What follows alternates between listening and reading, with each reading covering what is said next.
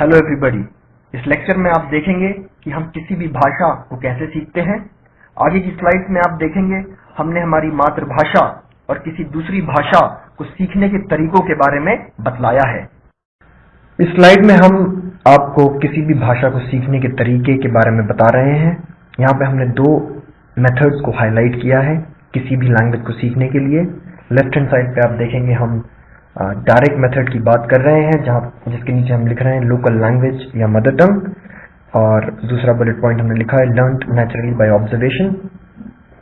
Direct method का सीधा example आप अपनी लोकल लैंग्वेज को देख सकते हैं। जिस तरह से आपने अपनी मदर टंग या अपनी मातृभाषा को बोलना सीखा है, तो डायरेक्ट मेथड है हमने कैसे बोलना सीखा है अपनी मातृभाषा को। अगर आपने नोटिस किया हो तो छोटे बच्चों को घर पर दादा, मामा, पापा जैसे शब्दों को बोलना सिखाया जाता है। साथ में वो अपने बड़ों को घर में उस भाषा में बात करते हुए देखते हैं, ऑब्जर्व करते हैं उनको, और खुद इमिटेट करने की कोशिश करते हैं, और इस तरह वो उस लोकल लैंग्वेज को सीख जाते हैं।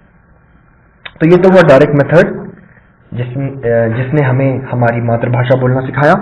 दूसरा तरीका होता है इनडायरेक्ट मेथड, जो कि हम जब भी मातृभाषा के अलावा किसी दूसरी भाषा को सीखने की कोशिश करते हैं तो इस मेथड का हम इस्तेमाल जरूर करते हैं। इनडायरेक्ट मेथड का बस यही मतलब है कि हम पहले उस दूसरी भाषा को अपनी मदर टंग, अपनी लोकल लैंग्वेज में ट्रांसलेट करते हैं, उसका अनुवाद करते हैं, उसके ग्रामर्स के रूल्स को सीखते हैं, और फिर उन रूल्स और उन ट्रांसलेशन का इस्तेमाल करके हम उस लैंग्वेज को समझते हैं, उस लैंग्वेज में लिखते हैं और उस लैंग्वेज में बोलते हैं। इनडायरेक्ट मेथड में अंतर यही है कि इस इनडायरेक्ट मेथड में लैंग्वेज जो है हमारे लिए एक तरह से एक सब्जेक्ट बन जाता है, बल्कि डायरेक्ट मेथड में वो कोई सब्जेक्ट नहीं, वो कोई पढ़ने की चीज नहीं होती है, वो अपने आप हमें आ जाती है।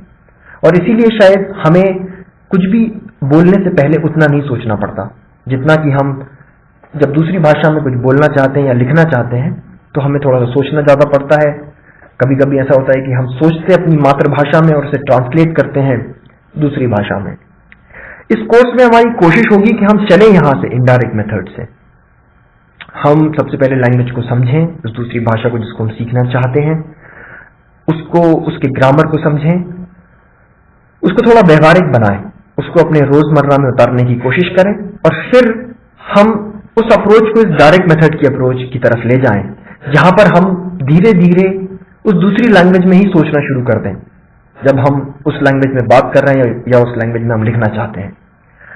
ये चीज धीरे धीरे होगी, इसके लिए आपको काफी सारी मेहनत करनी पड़ेगी। आपको न्यूज़पेपर्स पढ़ने पड़ेंगे, नॉवेल्स पढ़ने पड़ेंगे, अपनी टेक्स्ट बुक्स पढ़नी पड़ेंगी, ताकि आप इसके साथ आप एक कनेक्शन बैठा पाए, इसको जो है आप अपने व्यवहार में लेके आ पाए।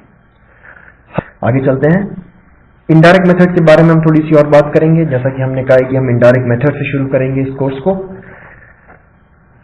पहली चीज होगी लैंग्वेज को इंटरप्रेट करना, जिस दूसरी भाषा को हम सीखना चाहते हैं।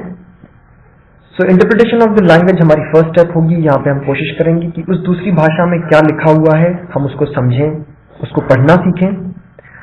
दूसरा स्टेप होगा अडेप्टेशन ऑफ द लैंग्वेज, जिसका मतलब है हम इस दूसरी भाषा को अपनाएं, इसके साथ एक सामंजस्य बिठाएं। जैसा कि मैंने कहा कि इसे हमें व्यवहारिक बनाना होगा, अपने व्यवहार में इसको लेके आना होगा। तीसरा, किसी भी चीज को करने का एकमात्र उपाय, किसी भी चीज को अच्छे से करने का एकमात्र उपाय प्रैक्टिस।